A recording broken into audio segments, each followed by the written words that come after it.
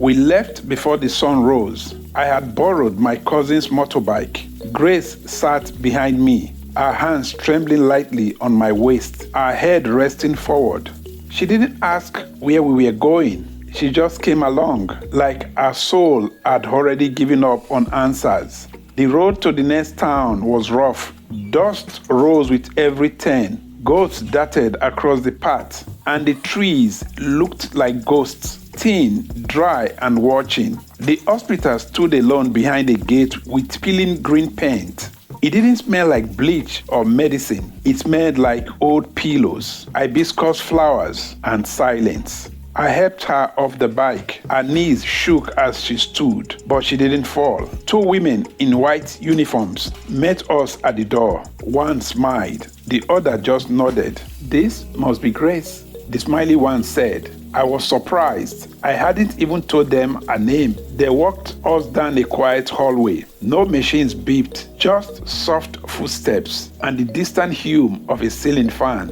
Grace was shown to a small room with a wooden bed, a clean bucket, and curtain that fluttered slightly with the wind.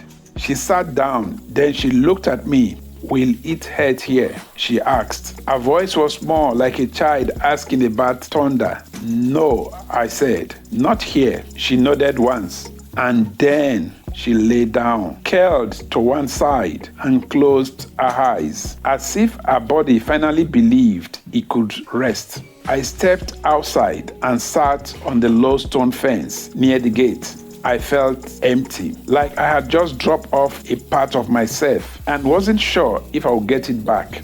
The head nurse joined me after a while. "She is not the worst we have seen," she said, "but she's been alone too long. That does something to a person's mind." I nodded. I didn't have the words to answer. Not yet. She continued, "If you want her to heal, don't just pay the bills." "What then?" I asked. "Visit." She stood and left me with that word. That evening back at my father's house, I sat by the old bookshelf. There was a photograph of Grace, much younger, holding me as a baby. She looked alive, like light lived in her. I hadn't seen that version of her in years, but maybe, just maybe, she was still in there, somewhere behind the silence. Healing doesn't begin with medicine. It begins with a place safe enough to lie down and breathe.